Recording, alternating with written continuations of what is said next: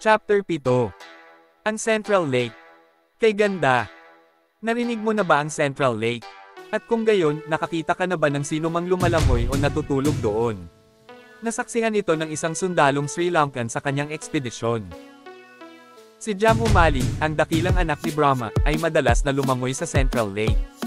Laking gulat niya nang makita siyang lumulutang ng napakagaan habang natutulog. Minsan siya ay bumangon, uminom ng isang basong tubig mula sa lawa, at pagkatapos ay malunod sa Central Lake. Uhaw na uhaw siya at lasing na wala na siyang pasensya sa paghihintay, kaya nagpasya na lang siyang malunod. Marami na siyang nakitang mga lasing sa Sri Lanka, ngunit ang lalaking ito ay tunay na hari sa kanilang lahat. May isa pang lihim na dahilan kung bakit ginawa ni Ravana itong Central Lake para sa Jamumali.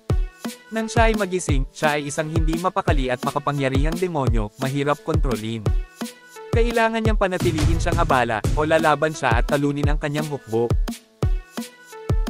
Alam kaagad ng mga sundalo na hindi nila siya mapapanatili na masaya ng matagal.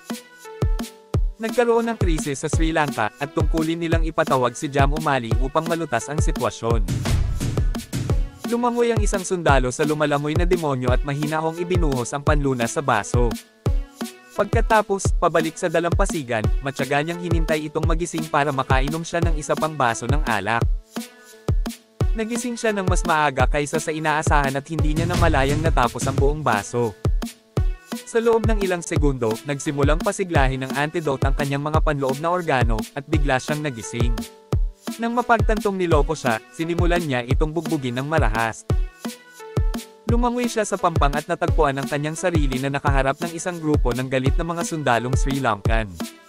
Bagamat nanginginig sa takot ang mga sundalo, nagpasya silang magsalita.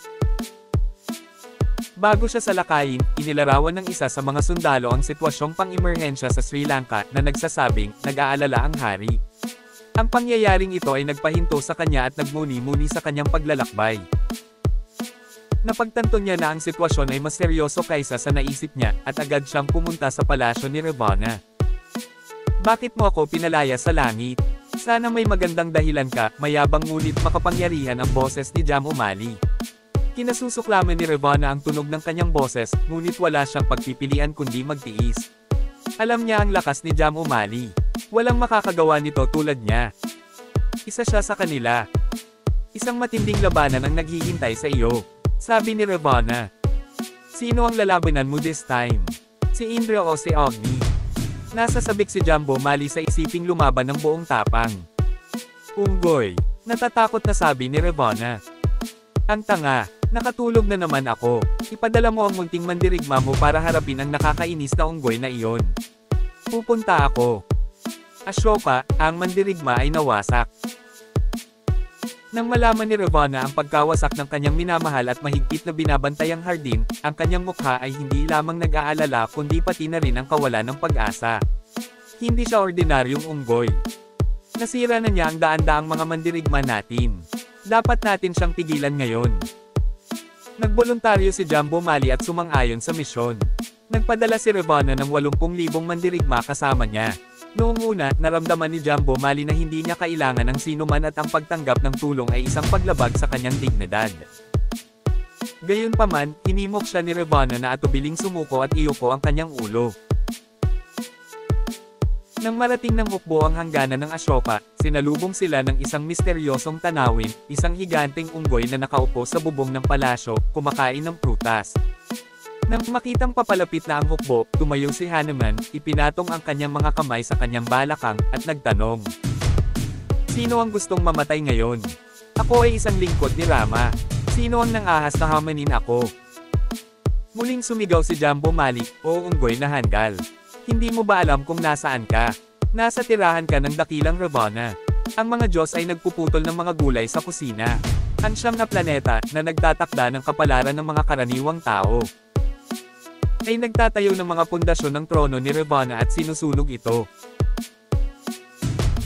Kinuha niya ang mga salita ni Hanuman ng walang pag-aalinlangan at sinabing, ako ang lahat noon. Ako ang kasalukuyan. Tingnan ang sitwasyon sa Sri Lanka. Sinira ko ang iyong magagandang hardin. Si Jamumali, nagalit sa mga salita ni Hanuman, ay nagsimulang magpaputok ng mga palaso. Tumalon si Hanuman mula sa palasyo at dumapo sa gilid ng isang malaking puno. Pinutol niya ang puno at inihagis sa demonyo. Kaagad, bumagsak ang mga bato at puno. Mahusay na hinampis ni Jumbo Mali ang mga taga-nayon gamit ang kanyang matatalas na palaso. Pagkatapos ay pinaputok niya ang kanyang nakamamatay na mga palaso. Natawa si Hanuman sa kanyang walang kwentang mga palaso. Kinuha niya ang mga ito at ibinalik sa kanyang hukbo. Agad na bumagsak ang ilan na tumama muli sa mga sundalong Sri Lankan. Napagtatanto na ang kanyang sandata ay hindi epektibo laban kay Hanuman, nagpasya si Jambu Mali na gumamit ng mahika. Ipinikit niya ang kanyang mga mata at tumangkad, umabot sa itaas ng tuhod ni Hanuman. Iminulat ni Jambu Mali ang kanyang mga mata, tiwala na kayanan niyang durugin ang mga unggoy. Sa harap niya ay dalawang pabilog na pader lamang. Ano sila? Wala pa akong nakitang katulad nila. Hindi ko sila makita. Tumingin siya sa paligid sa lubos na pagkalito. Bigla siyang nakarinig ng malakas na ingay mula sa itaas. Tumawa siya. Kinilabutan siya. Tumangala si Hanuman. Ang mga bilog na bagay na umaabot sa antas ng mata ay ang mga tuhod ni Hanuman. Napakalaki nila, ngunit mas malaki kaysa sa inaakala ni Hanuman. Napakalaki nila, halos walang kapantay. Napagtatanto na ang kanyang sariling lakas ay hindi maihahambing kay Hanuman, agad niyang tinipon ang kanyang 80,000 tauhan at bumalik upang pamunuan ang kanyang hukbo. Isa pang sorpresa ang naghihintay sa kanya. Nasaan ang kanyang hukbo? Ang hukbo ni Ravana ay parang isang malaking bundok sa kanyang harapan. Tila hindi lamang naabot ni Hanuman ang napakalaking taas sa loob ng ilang minuto, ngunit itinaas din ang buong bundok at dinurog ang 80,000 sundalo gamit ang sarili niyang timbang. Ang lahat ng ito ay nangyari nang napakabilis na ang hukbo ay hindi makaganti o mailigtas man lang ang sarili. Ginulat ni Hanumanji ang demonyo. Mapanuksong sinabi niya, "Mahal kong Jumbo, ano ang ginagawa mo? Nagpapakanlong ka ba sa aking paanan?" "That's all lies. If you dare, return to your original form and face me." Babalik din ako sa original form ko. Bumalik ang dalawa sa kanilang orihinal na anyo at tumayo ng magkaharap. Bumalik si Hanuman kay Jumbo at sinabing, "Jumbo, ito na ang huling 3 sandali ng iyong buhay. Ituturo ko sa iyo ang mga turo ng relihiyon. Ituturo ko sa iyo ang isang simpleng mantra na binubuo ng 2 titik lamang. Ang mantra na ito ay magbubura sa lahat ng kasalanan ng buhay na ito." Natigilan si Jumbo Mali sa kaganapang ito. Sinabi niya, "Ito ay walang katotohanan. Hindi ako natuto ng mga mantra mula sa mga unggoy. Naparito ako upang patayin ka." Walang pakialam si Hanuman at sinabing, "Hindi mo magagawa iyon. Alamin ang mantra na ito." Ito ay isang insulto sa dignidad ni Jambu Mali. Walang sino man ang nakaligtaan sa kanya. Kaya tumakbo siya papunta kay Hanuman. Ipinasok ni Hanuman ang kanyang hintuturo sa kanyang pusod at madaling itinaas ito gamit ang isang daliri. Itinaas ito sa itaas ng kanyang ulo at pinulupot ang isa pang daliri sa paligid nito.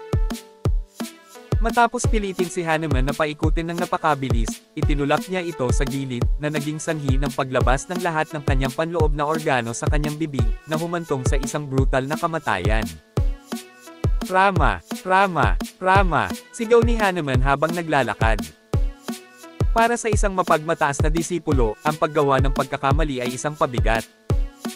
Ito ay isang pagpapala. Ngayon ang araw para kumilos. Ang telepono ni Sugriva ay nagriring na may milyon-milyong unggoy sa buong mundo. Malinaw na ipinaliwanag ang misyon, hanapin si Sita. Walang nakakaalam kung nasaan siya. Siya ay kinidnap, ngunit may ilang mga hayop na naniniwala na maaaring siya ay nasa timog. Pero hindi ibig sabihin na nandoon siya. Maaaring Humandar ang sasakyang panghimpapawid sa lahat ng direksyon.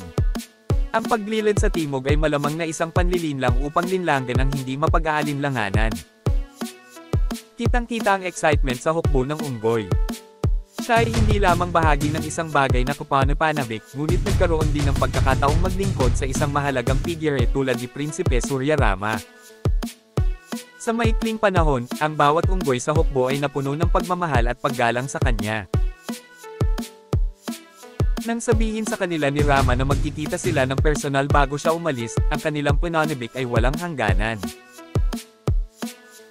Marahil sa unang pagkakataon sa kanilang buhay, ang mga unggoy na ito ay nakatanggap ng gayong paggalang at pagtitiwala mula sa komunidad ng mga tao. Bukod dito, ang mga unggoy na ito ay hindi lamang mga tao, ngunit lubos na iginagalang ng mga espiritu. Damang-dama ang kanilang pasasalamat. Pumila sila para salubungin si Rama.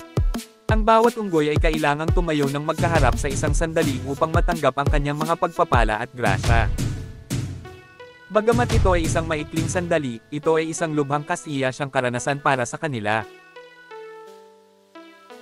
Sa dulo ng mahaba, paikot-ikot na linya, si Hanuman ay tumayo ng mapagpakumbaba, ang kanyang tingin ay muling hinahanap ang tingin ni Rama. Nang turn na ni Hanuman, si Rama ay napuno ng saya at pinanibik na makilala ang kanyang minamahal na lingkod. "Where have you been? Kanina pa kita hinihintay." Tumakbo si Hanuman kay Rama at yumuko. Yumuko si Rama at ipinulupot ang kanyang braso sa mga balikat ni Hanuman. Magalang na hinawakan ni Hanuman ang mga paa ni Rama at sinabi, "Panginoon ko, mangyaring panatilihin ako sa posisyon na ito. Hanggat ako ay yumuyuko sa iyong paanan, mayroon akong pananampalataya. Sa sandaling itinaas mo ako, sa sandaling hinayaan mo akong mahulog, hanggat nakayupo ako sa iyong paanan, uupo ka sa aking mga balikat. Ito ay isang matatag na posture para sa buhay. Mayroon akong pananampalataya at katatagan sa posture na ito." Humanga si Rama ngunit gusto pa ring subukan ang kaalaman ni Hanuman. Sinabi niya, "Mahal kong Hanuman, maayos ang lahat. Pero dahil late ka na dumating, wala na akong natitira sa'yo. Wala na ang blessings ko. Anong maibibigay ko sa'yo?" tanong niya. Si Hanuman, na nagniningning ang mga mata, ay nagsabi, "Guro, ipinagkaloob mo sa akin ang lahat ng iyong pinakadakilang pagpapala. Iyong ipinagkaloob sa akin ang kaalaman sa Vedas, karunungan, patnubay, lakas, katanyagan, at iba pa. Hindi ko talaga hinahangad ang mga dakilang pagpapalang ito. Ako ay interesado lamang sa iyong maliliit na pagpapala. Kung maibibigay mo sa akin ito, napakaswerte ko. Pag-iisipan ko." Nagulat si Rama sa kahilingang ito. Ano ang naiwan niya? Ano ang maliit na pagpapala na ito? Nang makita ang pagkalito ni Rama, ngumiti si Hanuman. "Panginoon ko, ang pinakamaliit na pagpapala na mayroon ka ay ang pangalang Rama. Ipagkaloob mo sa akin ang maliit na pangalang ito," sabi niya kay Parashurama. Natuwa si Hanuman sa mga salitang ito. Ipinagpatuloy niya, "Kahit na ang iyong pangalan ay ang pinakamaliit na kayamanan. Ang buong sansinukob ay nakapaloob dito." Namangha si Rama sa malalim na karunungan ni Hanuman na nanalo sa kanyang puso. Niyakap niya ito na may luha sa mga mata. Wala nang masabi. Sinabi sa kanya ni Hanuman ang lahat. Mula sa araw na iyon, ang pangalan ni Rama ay nauugnay sa isang tao, Hanuman. Tulad ng isang maliit na buto na tumubo sa isang malaking puno, isang maliit na katotohanan. Posibleng itago ang isang mahusay na sikreto. Malapit na, Chapter 8.